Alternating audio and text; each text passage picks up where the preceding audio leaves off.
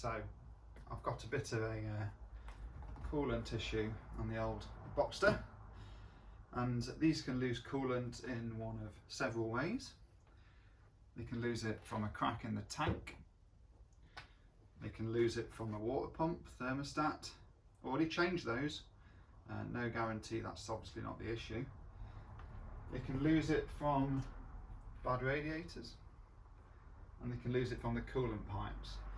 Now, I've had a bit of an investigate. I had no puddles of water on the floor.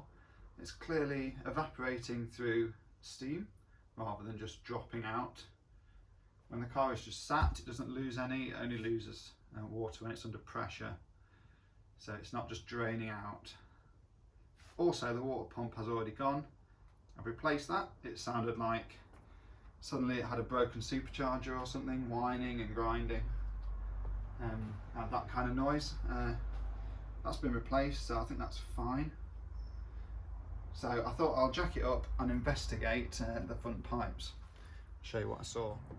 So I'm no expert on Porsche cooling systems, but I think generally the water's meant to be on the inside of the pipe, and this is very clearly on the outside. Not correct. Basically grime, road dirt, rocks, you know, bits of rubbish off the road end up getting flinged up, and they corrode the fittings just inside here.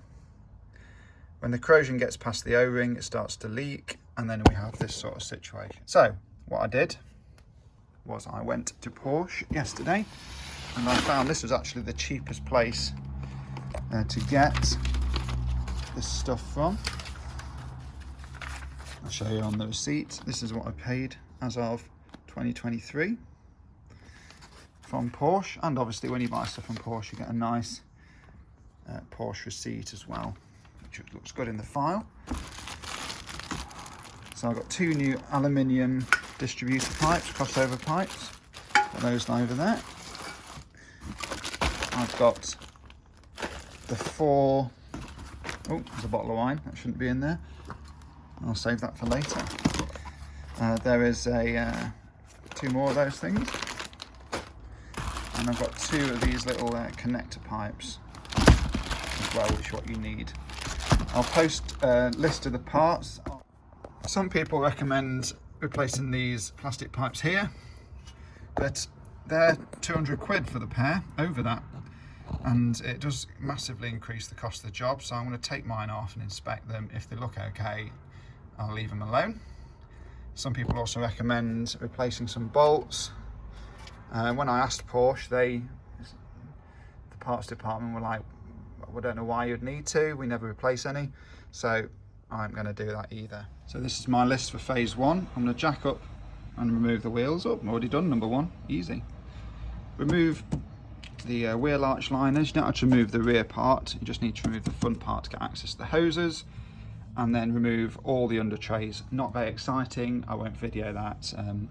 Hopefully if you're attempting this job, you know how to remove the wheels, and you know how to jack it up, you know how to remove the under trays.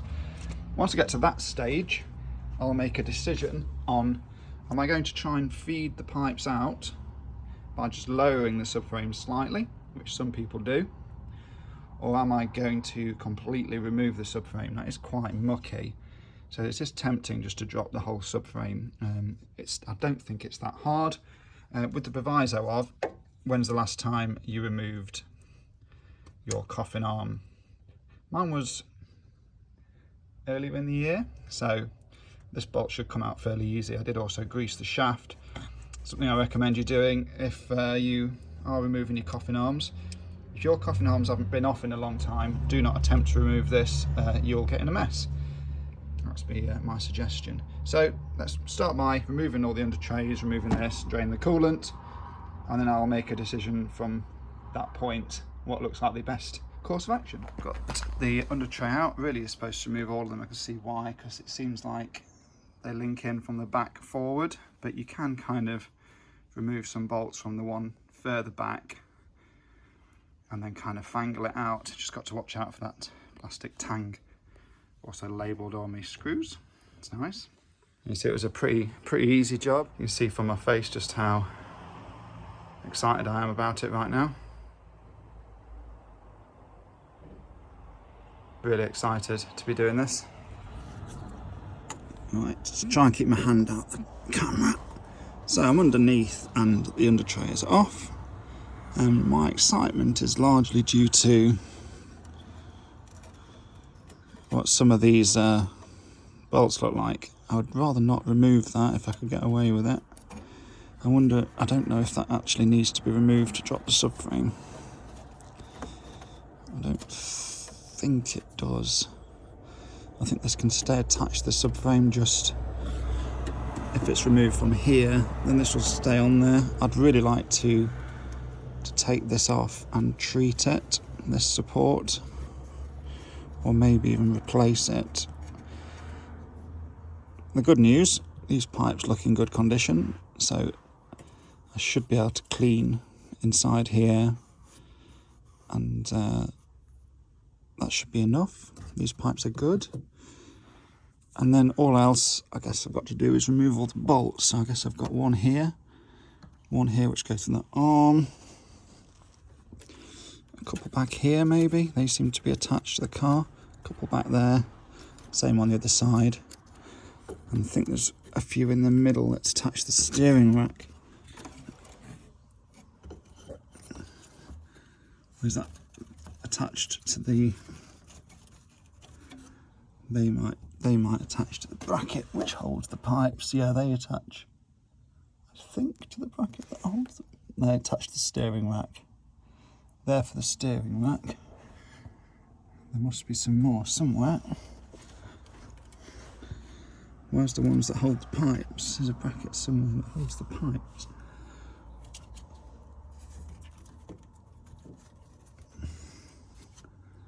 We'll find out. Oh, that one's the bracket that holds the pipes. So that's what needs to be removed. This apparently does twist, so it's a good idea having a mole grip holding that behind as you undo that bracket. I don't know if I need to, if I keep that on, if I'm dropping the subframe, I might not need to remove that until it's off the car. I fitted a drain tray thing under there. It's fairly clean.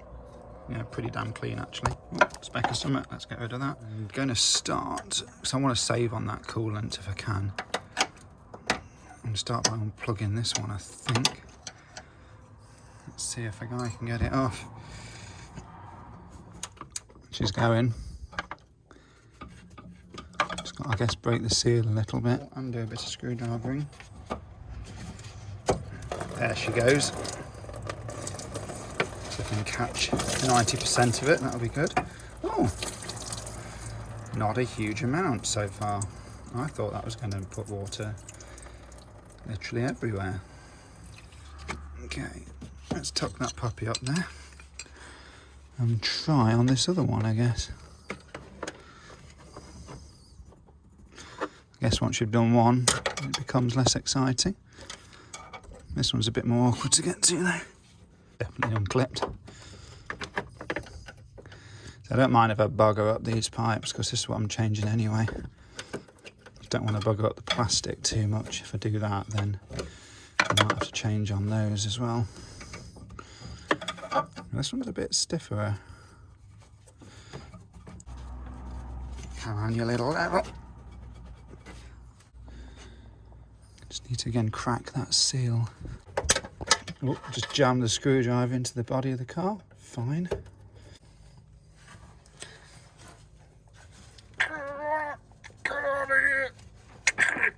Come on, you little devil.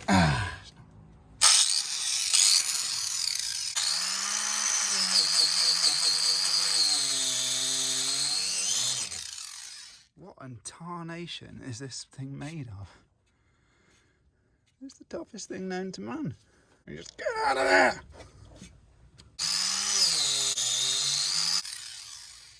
A little bit of coolant.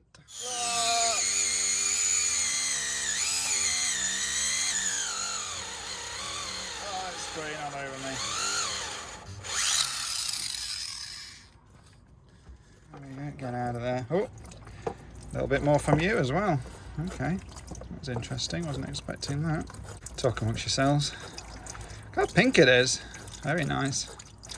It's just full of debris now, so I'm going to have to filter this out, obviously. Electric and water mix, don't they? I think they're fine together. Wow. What is this hose made of? Good job I'm not reusing them. I'm not reusing them now, am I? That's for sure. What I thought would be a relatively straightforward part of the job, just removing these ones. I know this sees into there really badly. I didn't even bother trying to remove it from there, but I thought they'd come out of these plastic fittings fairly okay. Nope. We've got the local council to thank for that, for salting the roads all year round, pretty much. They seem to salt them from like October to March, June, May, something like that. Anyway, they seem to salt them a lot. So I'm going to drop the subframe and worry about these fittings, and obviously that's connected to that pipe that's going anyway, so don't need to remove that. But out of these plastic pipes and this plastic pipe, I'm going to remove the radiator fittings on the other side and get this on a bench as well.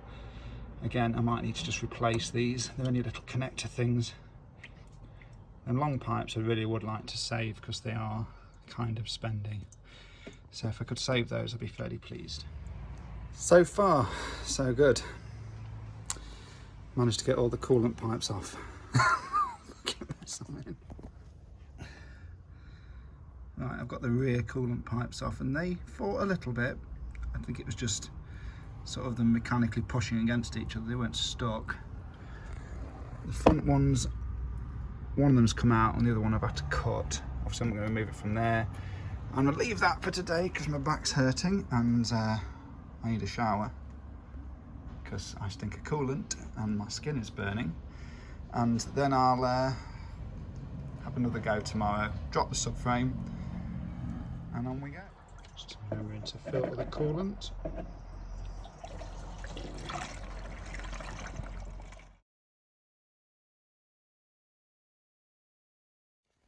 So in terms of removing the subframe, I've gone for removing this bolt option. And if you live in the UK and it's not been off in a long time, don't go for that option. I'd either remove, just lower the subframe and do it like that if you can. And if you end up doing this option, you will end up buying new coffin arms. Or you could remove it at the lower bolt down here, but then you'll probably damage the boot. Also removed this, which is a 16 and I think a little hex or a torque. This is a 16 and an 18 I've just taken out. So then these are the only things attaching the subframe, this and the anti-roll bar. And then I've also removed this dog bone or whatever it's called arm off here. So that bolt's now out as well, it's an 18. I'm going to repeat that on the other side. And that would account for all the suspension components that I need to remove out of the way to allow the subframe to drop. Okay, so the other ones I've got to remove those two. I've got to remove one that's all the way back there. That holds a bracket on which will hold the pipe, so that'll come with it. Same with that one. They hold the anti-roll bar, which will come down with it. That one at the front, which I've said, and then obviously the same for the other side. But first, I'm going to do the steering rack, just to make sure that doesn't try and come down with it. I don't want the steering rack to come down at the same time. And as you're undoing these main subframe bolts, this one at the front and the two at the back, it's a good idea, I think, to have a couple of jacks under the subframe just to take the weight, so as bring it down, it doesn't fall on my face, which would be nice. So long as I haven't forgotten anything, this now should begin to lower. It's coming down that side. I think I might need to just make sure things are clear. I think they'll just hang there, I don't think they're a problem. Let's try this side. Oops.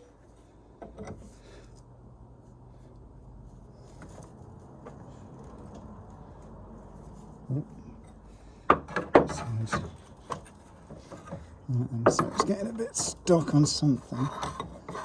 Not sure what. Then the brackets, they're okay. It's coming down. Let's try it a bit more on this side. It's looking like it's getting hung up at the back. Let's just check we're all right at the back.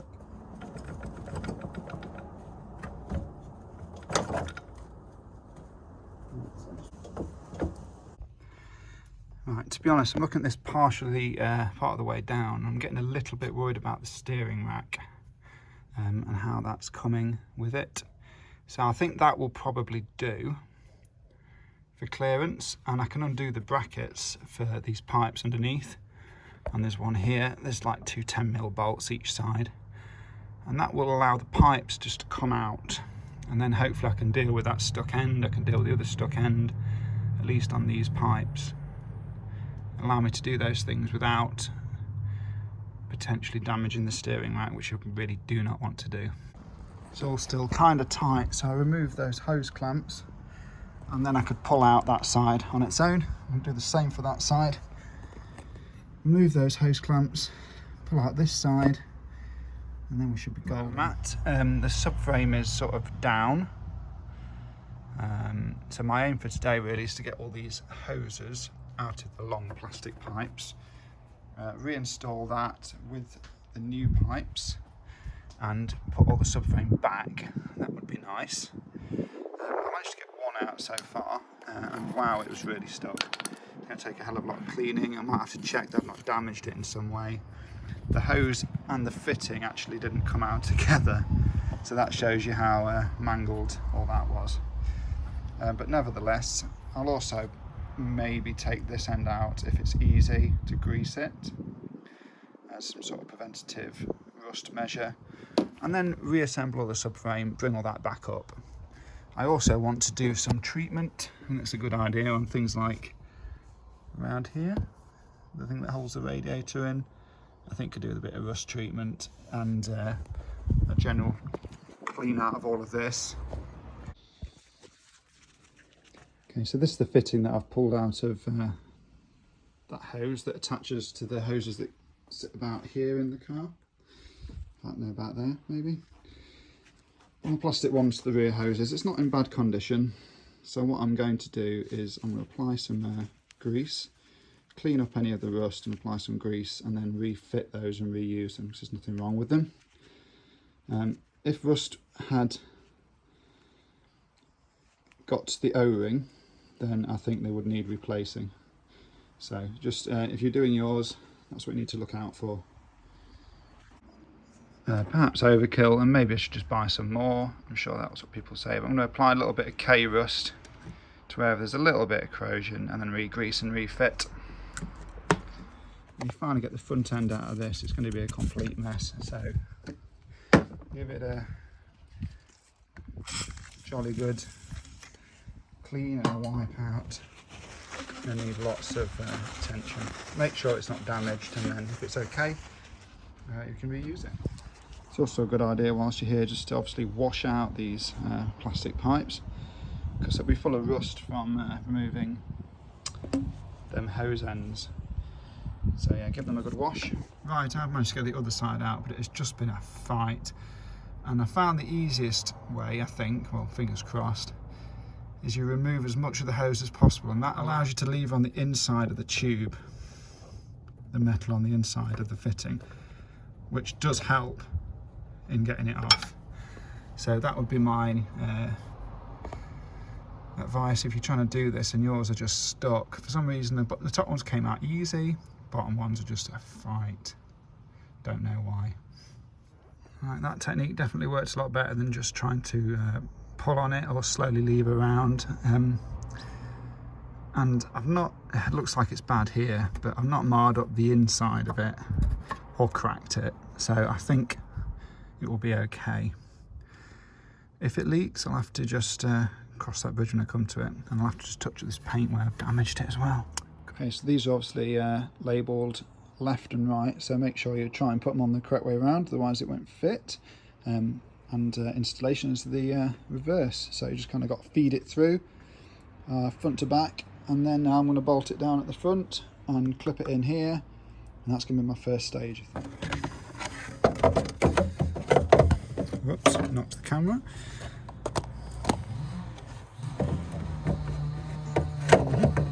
It's a bit tricky with the camera there.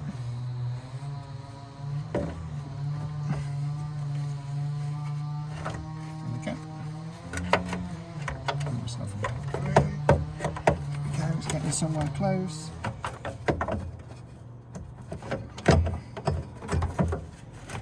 Locate it in that clip. And you don't really necessarily want anything bolted down hard at this point, but you might need to start thinking about finding where the holes are. The hole for that is there. Sorry, hole for that is just down there. So I need to start maybe trying to, don't know if I'll get that in there now or not. Got the other one in. There we go. So just have it like loosely in. Will do for now. The aim is obviously trying to replicate these pipes as much as possible. So once I release those, it'll clamp on. So I'm going to leave it off, obviously, for now. But when I flick that release, it'll clamp on to this pipe connection. Okay, so in fitting your pipes, you want to make sure you get them the right way around. So this says high, so that means this is high on that side, and this R means it's the right hand side of the car. So this one would go, the output of this is the right. So I'm going to do this one first because this is the top tube on this side. Just makes sense, and see how it goes. To help it on, there we go. Just to help ease the pipe on, shouldn't be penny. So we can ease it on. So I'm going to clip into that side, and I want to push this onto this side. And twist that into there. So I think that's one pipe fitted. I actually put a little blue paint mark to help you align the clip as well. I really want you to get it right, Porsche do. Line up with.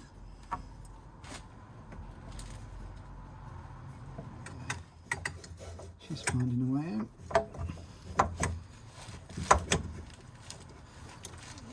Make sure that's right up to there. Right up to there. That's looking okay.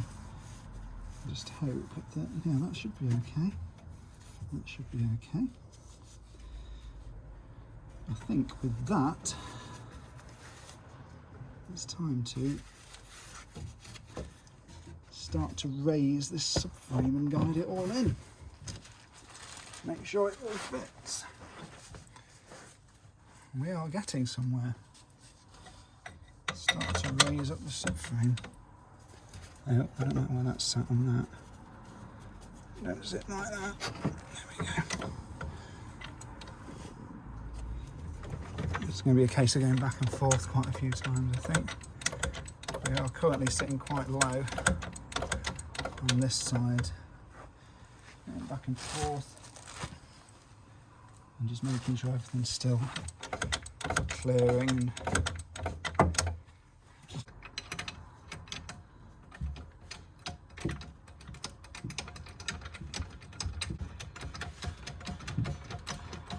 And that's better.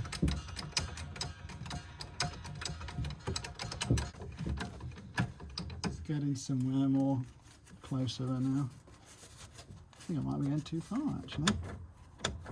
For the time being. Let's see where we're at.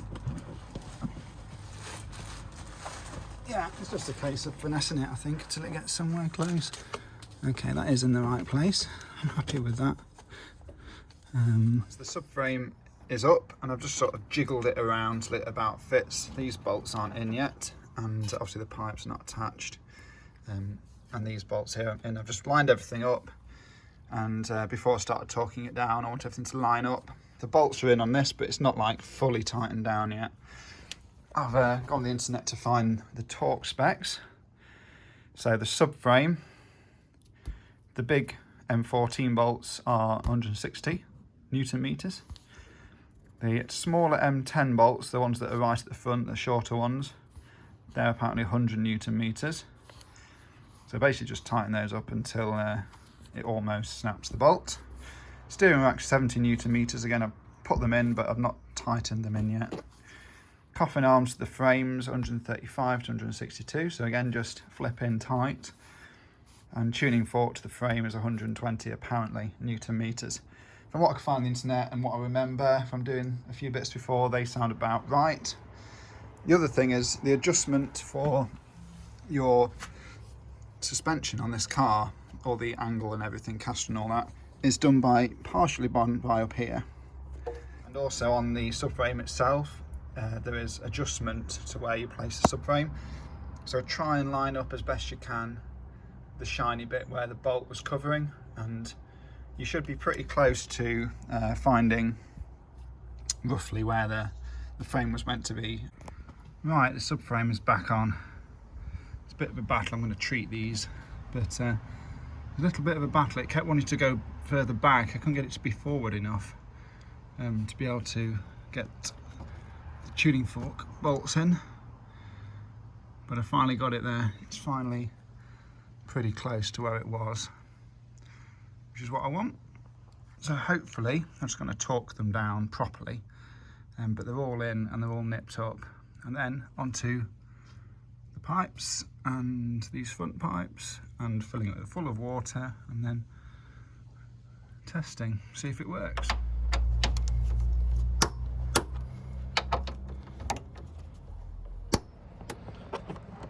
It's just high temperature lithium grease.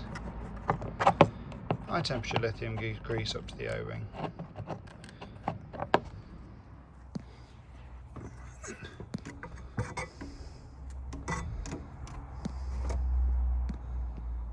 Inside. I think they fitted,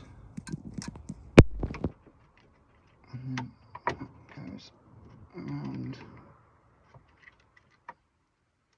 the outside of there and hopefully clips into place. So it can't be pulled out. I think they will do. Just make sure the clips are seated properly. There we go, I think so. It's just like dripping all over everywhere. There we go. Might be probably better with a pick tool than your fingers. They're relatively strong clips. It's not quite at the top. In the right place. I should be able to squiggle it round. It's really tight in there, not going anywhere. It's good enough, I think.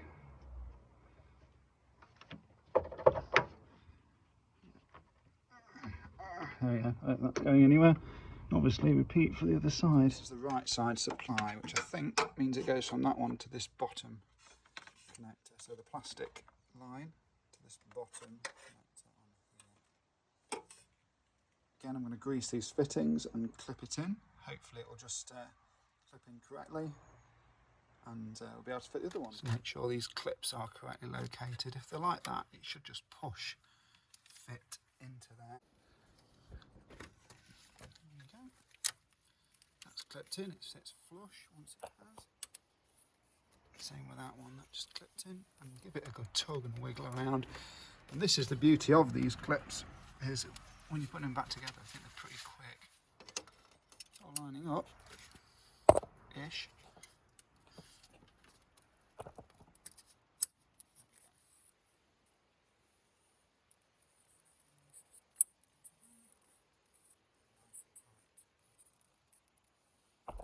You can know they're done because it sits pretty much flush. What I will also do is I'm going to smear grease around the outside of this pipe. Protect it as much as I can from the elements. So when you refill any coolant, you want your bleeder up. I mean, ideally these should be vacuum filled, but this is the next best thing. Having that up, allow the air to escape, at least to some degree. And I tend to drive it around like that for a few miles and keep checking it. And when it stops letting air out, I'll close it back up. One thing I can do is check that it's getting heat out the vents, so that's a good sign that it's starting to get around.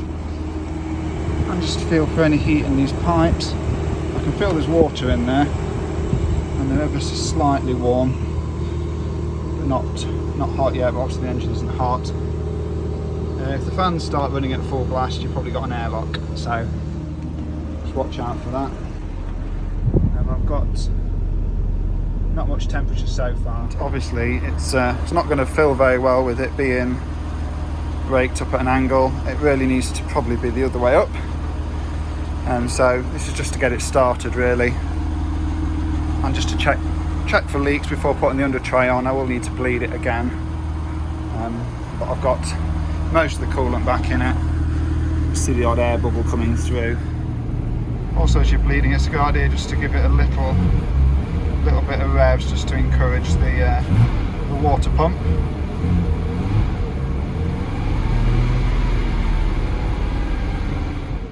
Listen carefully, there's water in these pipes, and if you squeeze them you can hear it. And there's no leaks, just check for leaks really carefully. Absolutely no leaks whatsoever, and same underneath. You can also feel this heat in this radiator, which is a good sign that it's starting to bleed out the system.